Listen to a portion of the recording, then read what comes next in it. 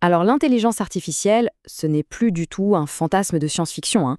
Non, aujourd'hui elle est là, bien réelle, et elle prend des décisions qui nous concernent tous.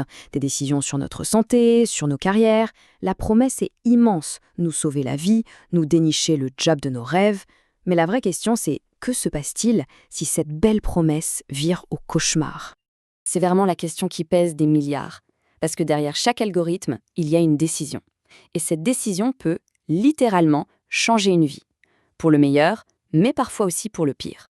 Bon, commençons par le côté optimiste, par la promesse. Dans le domaine de la santé, l'IA, ce n'est plus une vague idée pour le futur. Non, non, c'est une réalité, là maintenant, qui est déjà en train de sauver des vies. Imaginez un peu le tableau. Des diagnostics beaucoup plus rapides, plus fiables que jamais. Des traitements créés sur mesure pour notre ADN. Ou encore des robots chirurgicaux qui opèrent avec une précision surhumaine. L'IA n'est pas là pour prendre la place des médecins, mais plutôt pour devenir leur super assistant. Prenez un exemple très concret, le dépistage du cancer. Aujourd'hui, on a des algorithmes capables d'analyser une radio et de repérer une tumeur à un stade tellement précoce qu'elle serait invisible à l'œil nu, même pour le radiologue le plus expérimenté. Et dans ce combat contre la montre, chaque seconde gagnée, eh bien, elle peut sauver une vie. C'est aussi simple que ça.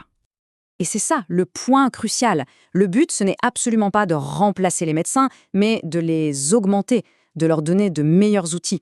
En fait, en confiant toutes les tâches un peu répétitives à la machine, on leur redonne la chose la plus précieuse qui soit, du temps.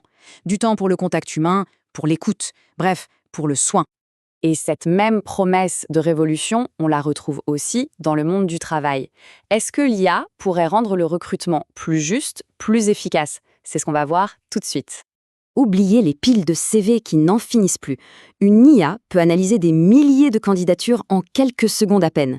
Mais attention, elle ne fait pas que trier. Elle peut identifier des talents cachés et même prédire quel candidat va le mieux s'intégrer à la culture d'une entreprise. C'est un gain de temps et de précision qui est juste phénoménal. Mais le plus fascinant, c'est sans doute sa capacité à trouver la perle rare. L'IA peut scanner des réseaux professionnels gigantesques pour repérer des candidats passifs, c'est-à-dire des gens qui ne cherchent même pas activement un emploi, mais qui seraient absolument parfaits pour un poste. C'est une manière complètement nouvelle de penser le recrutement. Et voilà, c'est là que le tableau, qui semblait idyllique, commence à se fissurer. C'est le grand mais, celui qui nous oblige à regarder l'autre côté de la médaille. Parce que derrière cette efficacité incroyable, il y a des dangers bien réels qui se cachent. En déléguant des décisions aussi critiques à une machine, on prend un risque énorme, celui de l'injustice. Et ce risque, il est tout sauf théorique. Et voilà, on touche au cœur du problème, ce qu'on appelle le biais algorithmique. En fait, une IA, c'est un peu comme un élève. Elle apprend à partir de ce qu'on lui donne.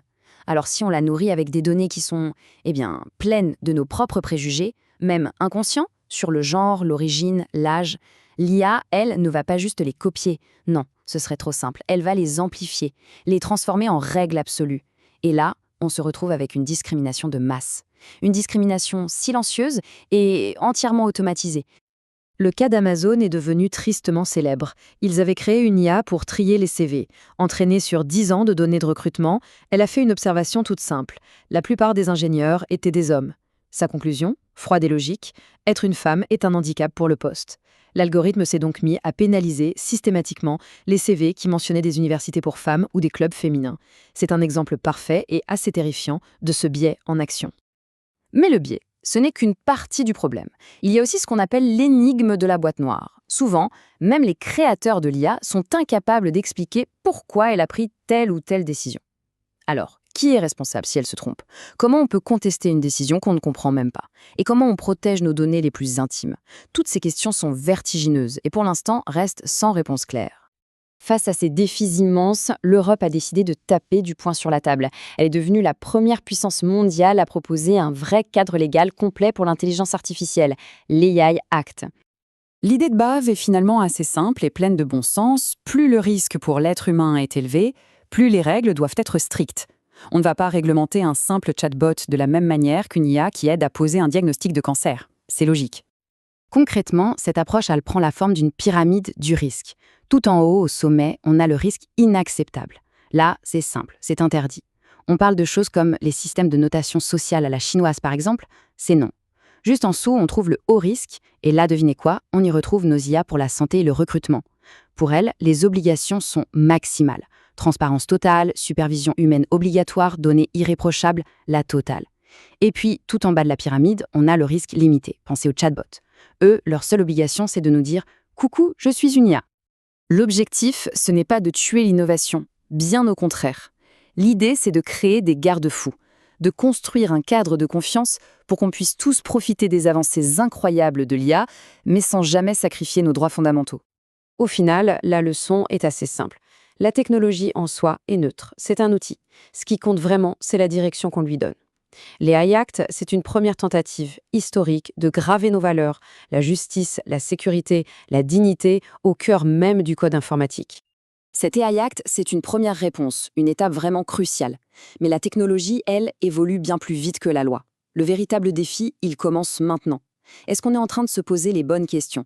Est-ce qu'on a les bons garde-fous pour que cette révolution technologique soit aussi une révolution humaine? L'avenir de l'IA est entre nos mains, et il reste encore entièrement à écrire.